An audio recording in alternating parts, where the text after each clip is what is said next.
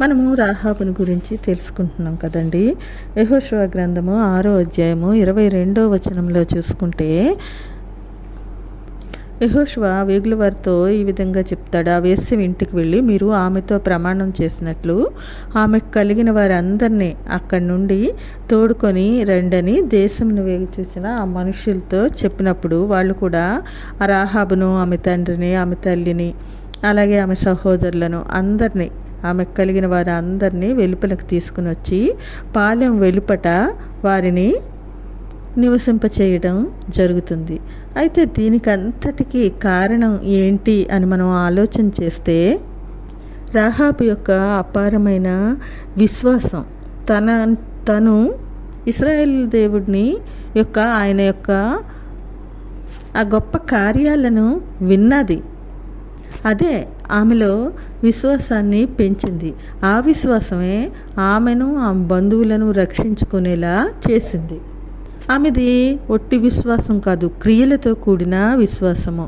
అందుకే యాకోబు తన గ్రంథంలో రాహాబును గురించి రాస్తూ, యాకోబు గ్రంథం 2:25లో యాకోబు రాసిన పత్రికలో 2వ అధ్యాయము 25వ వచనంలో, రాహాబను వేసి కూడా దూతలను చేర్చుకొని వేరొక మార్గమున వారిని వెలుపలికి పంపివేసినప్పుడు క్రియల మూలముగా నీతిమంతురాలని ఎంచబడిను గదా అని ఉంటుంది. అయితే దేవుడు అపవిత్రతతో నిండిన ఆమెను శుద్ధి చేసి విశ్వాసవీరుల జాబితాలో సారాతో పాటు ఆమెను కూడా చేర్చారు. ఎక్కువ పురుషులే ఉన్న ఈ జాబితాలో స్త్రీలు వీరిద్దరే. యెరికో విజయమే ఆమె విశ్వాసానికి రుజువు. ఎందుకంటే ఆ విశ్వాసమే ఆమె జీవితము అధమ స్థాయిలో ఉన్న అత్యుత్తమ స్థాయికి చేర్చబడింది. ఆమె చక్కని ఒక గృహిణిగా మార్చబడింది. ఇశ్రాయేలీయుడైన సల్మాను అనే ఆయన్ని వివాహమాడి సంతానాన్ని కూడా పొందింది. బోయజు ఈమె కుమారుడే. బోయజు రూతుకు భర్త. లోకరక్షకుడైన యేసుక్రీస్తు వంశావళికి ఈమె తల్లి అయ్యే భాగ్యాన్ని, అలాంటి ధన్యతను దేవుడు ఆమెకు ఇచ్చాడు.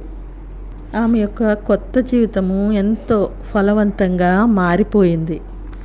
ఆమె దీని అంతటికీ ఆమె ద్వారా మనం నేర్చుకోవలసిన పాఠాలు ఏంటో చూసుకుందామండి. ఆమె దేవుని గొప్పతనాన్ని తెలుసుకున్న ఫలితమే తన ఇంటి వారిని రక్షణకు దారితీసింది. మనం తెలుసుకున్న మన స్వంత రక్షకుడైన, మనం అంగీకరించిన మన దేవుని వల్ల, మన దేవుని ద్వారా ఎంతమందిని రక్షించగలిగాము, నిత్య నాశనానికి పోకుండా ఎంతమందికి రక్షకుడుగా పరిచయం చేశాము. కనీసం మన ఇంటి వారి రక్షణకు మన విశ్వాసము తోడ్పడిందా? కేవలం ఇశ్రాయేలీయుల దేవుని కార్యాలను వినినంత మాత్రమే ఆమె అంతటి విశ్వాసాన్ని చూపించింది కదా. అసహ్యకరమైన తన జీవితాన్ని మార్చుకోగలిగింది.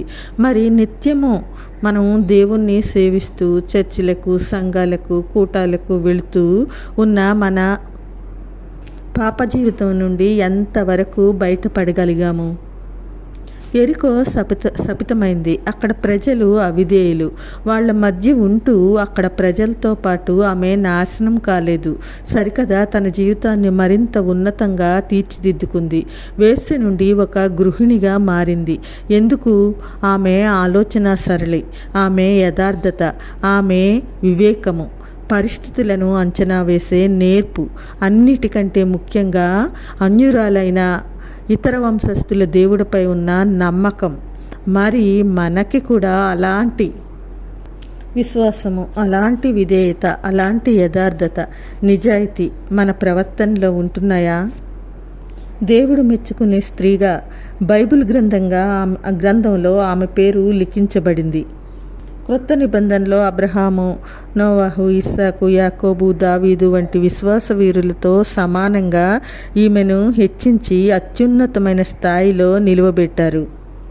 ఆమెకున్న ఆ గుణగణాలను, ఆ అపారమైన విశ్వాసాన్ని ఆ గొప్ప విధేయతను మన జీవితంలో కూడా అన్వయించుకొని మన బ్రతుకులు ఎలాంటివైనా సరిదిద్దుకొని విశ్వాసంతో అందరికంటే ముందు ఉంటూ దేవుని ఉన్నతమైన ఆశీర్వాదాలను మన సొంతం చేసుకుందామా? అలాంటి కృప దేవుడు దయచేయునుగాక. ఆమెన్.